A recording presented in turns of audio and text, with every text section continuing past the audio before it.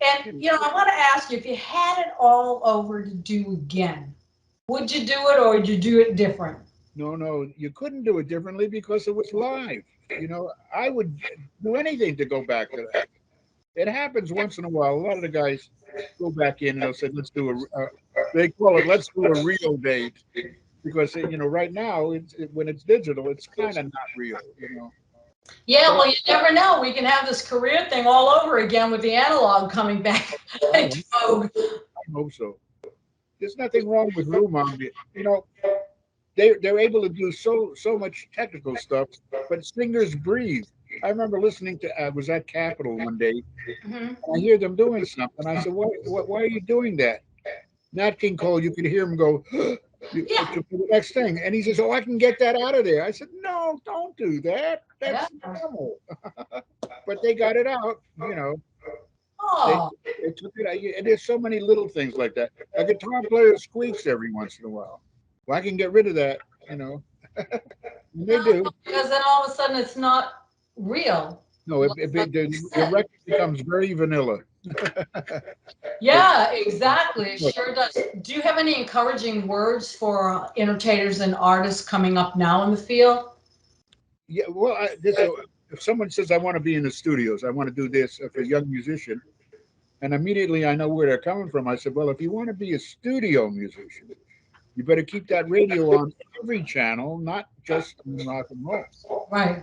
You better keep it on the country station. You better put it on a rock and roll. You better listen to classical music. You better listen to everything because if somebody asks you to do that, you got to be prepared because you're getting paid to do that. And if you can't come through, they don't call you back. That's true. If they say they need you to be a concert piano player, well,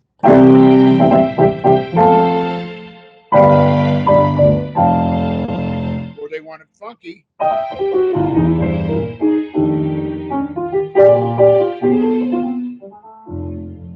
you got to be able. What do you want? Well, I want Phil Spector. Now the Beach Boys, that's a little more complicated. Yeah. Because Brian, he writes differently.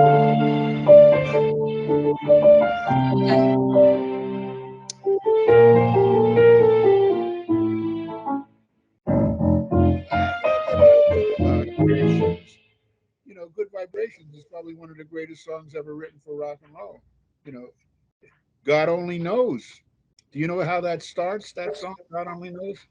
The No. first lyric. Now you're a singer.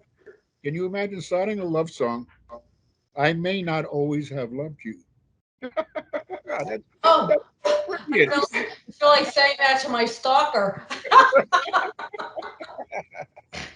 No, I'm serious. Oh, They Jimmy. love me. I don't love them. They Oh God. love me to death. Those songs are they don't write like that anymore. No, they don't. They really don't. Now, with Sammy Davis Jr., what was he like working with? Oh, that was fun. Sammy was well. He could sit down and play a lot of the instruments we were playing. Yeah, that's what I thought. Yeah, he was a terrific drummer. He could play drums because he was a dancer. He was a great, he was a rhythm king. He could do anything. And H.B. Barnum that arranged for him was a great arranger. H.B. Barnum. We did those sessions in Las Vegas, incidentally. He'd Uh-huh. finish working doing a show, I think at Caesar's Palace or the Sands Hotel, and then he'd run over to the studio at midnight, and we Wow. record from 12 to 4 in the morning because he had to do a show again the next night. I think we did that 3 or 4 nights in a row. Kind of a Well, lot of fun. that's exhausting, but look, it was a hit. This is Sure. great. Now, what was your thoughts about Dean Martin? I had a crush on him and Sammy Davis Jr. I couldn't really like make up my mind. Everybody loves somebody sometime. That's me. Yeah. That's me playing. Every time I thought I made the big time, I end up playing triplets. I play triplets on everybody's record. No, was he a nice guy to be around and work He with? was he was terrific. He was delightful. Nancy called him Uncle Dean forever. Really? Yeah, he did a thing at Sinatra. Sinatra's on. You'll love this. The pin spot comes on Frank, He lights a cigarette and it goes up into the lights. Yeah. And he goes, "It's a quarter to three. There's no one in the place." And from the audience, Dean says, "Who the fuck cares?" I don't know if you can put this on the thing. And everybody, Oh, it's streaming. We can do anything. who could get away with that but Dean Martin? Nobody. Oh, that's a riot. The Oh, Righteous Brothers now. yes. I, Oh, you know, they're so young when they started, and it's just incredible. You know,